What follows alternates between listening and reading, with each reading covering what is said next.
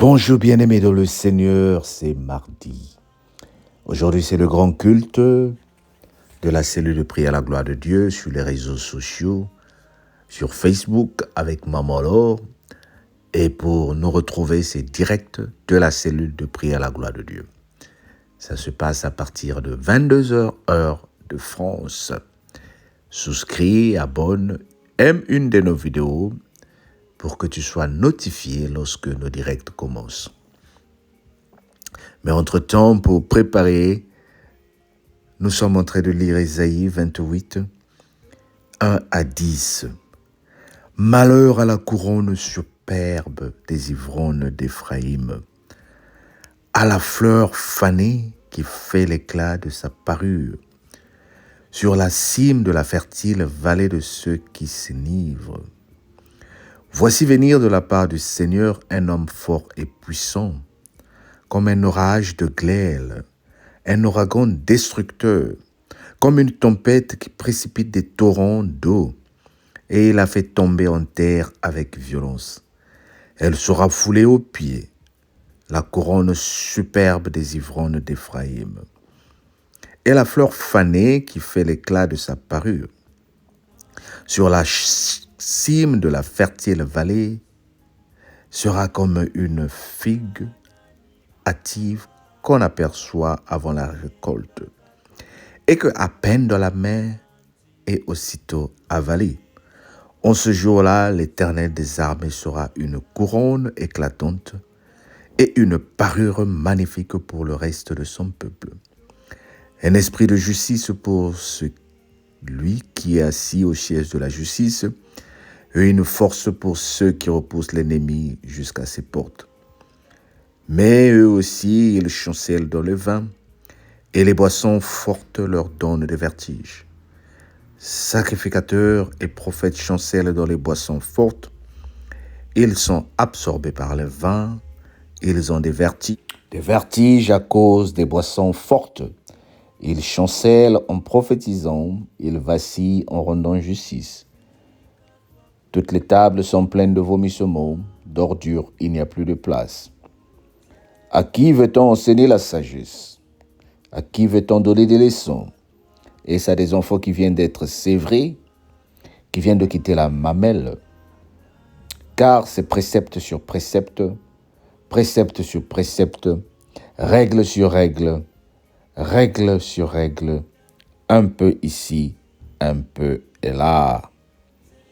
Amen. Wow. À qui veut-on donner, enseigner la sagesse? À qui veut-on donner des leçons? Est-ce à des enfants qui viennent d'être sévrés? Est-ce que tu peux donner des leçons à un bébé pour lui dire que quand tu auras fini de téter, va laver les mains? Est-ce que tu peux donner des conseils à un bébé pour lui dire, si le téléphone sonne, décroche et dit « Maman se lave » ou « Papa est en train d'arranger la voiture ». Le Seigneur est en train de dire ici que même eux aussi, ils chancellent dans le vin et les boissons fortes leur donnent des vertiges. C'est-à-dire qu'il y a des choses qui sont destinées pour chaque personne. Je me rappelle, je suis allé chez une sœur ou un couple qui nous avait invités et ils avaient mis du vin à table pour honorer l'homme de Dieu. On a mis du vin à table, papa, là. Et je me souviens de la réponse que j'avais donnée, que lorsque je visite les bien-aimés dans le Seigneur, je me préserve de prendre le vin si nous allons prier. Si c'est une fête où nous allons nous amuser, où nous allons passer des bons moments, un verre de vin, si Papa Alain veut le prendre, il le prendra. Parce que nous sommes dans une religion qui ne joue pas à l'hypocrisie pour dire que ne prenons pas de l'alcool. Papa Alain qui te parle, qui te prêche, est serviteur de Dieu de l'Église baptiste. Et ça ne sert pas de te cacher, nous prenons le vin, nous, à mesure de ce qui nous convient.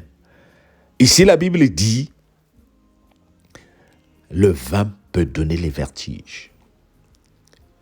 La Bible nous dit ici qu'on ne peut pas enseigner un enfant qui vient d'être sévré. Vous savez, il y a deux leçons qui sont en train de sortir de ce passage biblique. Commençons par l'exemple du vin, par exemple. Tu sais que tu vas faire quelque chose pour le Seigneur. Le vin veut juste dire quoi? Il veut juste dire que lorsque tu veux servir le Seigneur, lorsque tu veux faire quelque chose pour le Seigneur, il y a une certaine discipline que tu dois prendre. Tu ne peux pas aller à un culte en passant dans un bar pour dire, la Bible dit, nous devons boire, mais qu'à que nous ne devons pas être sous. Ça, c'est toi qui le penses. Mais il y a une certaine discipline. Tu ne peux pas aller boire et aller servir Dieu parce que tu vas avoir des vertiges. Oui, je te parle d'une parole qui est sincère. Mais on ne parle pas seulement ici de l'alcool. Il y a des choses que nous recevons de la part du Seigneur qui vont te donner des vertiges lors d'un culte. Tu ne peux pas aller à l'église et avant d'y aller, tu as insulté ton mari. Tu as manqué du respect à ta femme. Tu as eu des problèmes avec tes enfants et tu rentres dans un culte. Alors tu vas me dire, mais papa, que dois-je faire? Mais oui, la Bible dit, avant de présenter l'aumône, va te réconcilier avec ton frère. Donc, quand tu sais que tu as été souillé, avant de revenir vers le service du Seigneur, agenouille-toi, réconcilie-toi, sois sobre. Tu sais que tu as bu, ne va pas à l'église. Oui, toi qui profites pour dire que oui, papa a dit, nous pouvons prendre un verre. Mais lorsque tu ouvres une bouteille de vin, si la bouteille n'est pas finie, tu continues à boire. Aujourd'hui, les chrétiens, surtout dans les milieux des Congolais, je vois des gens boire une bouteille de vin, bien aimé. Mais si tu arrives à boire une bouteille de vin, tu es dangereux. Tu es en train de te tuer. Le vin n'est pas fait pour finir une bouteille. Tu ne peux pas boire toi seul une bouteille de vin. Tu es en train de te tuer. Tu es en train de gaspiller ton système digestif.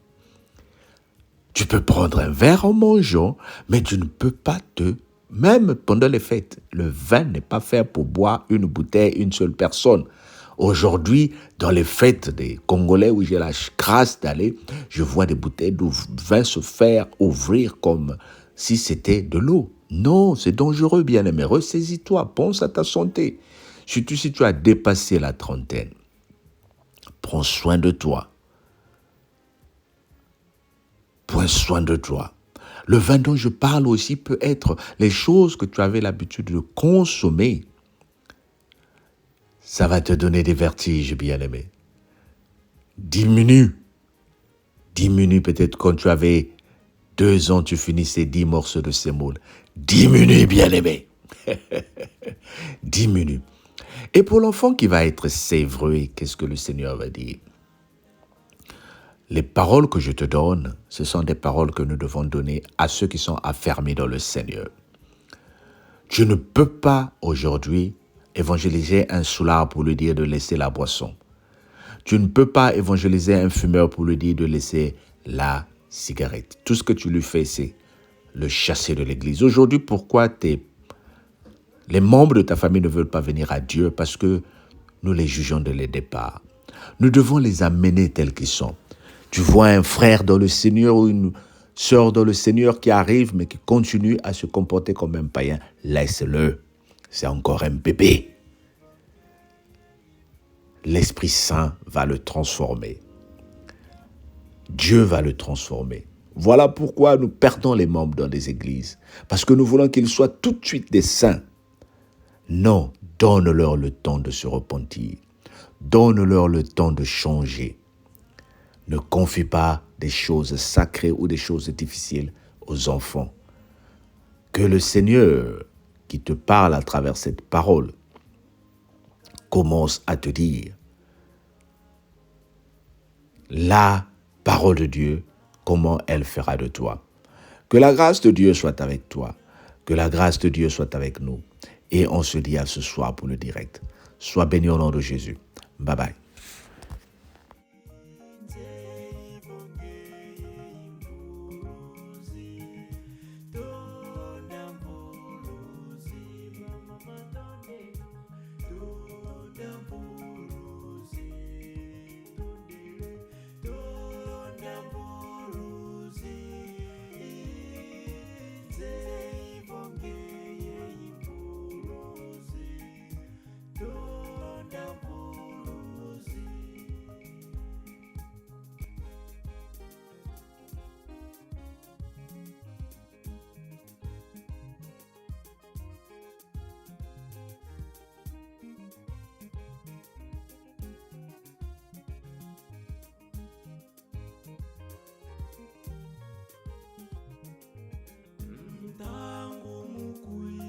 Kwa mvuruzi yanditana ni ababo menga katengula vananzi Luisa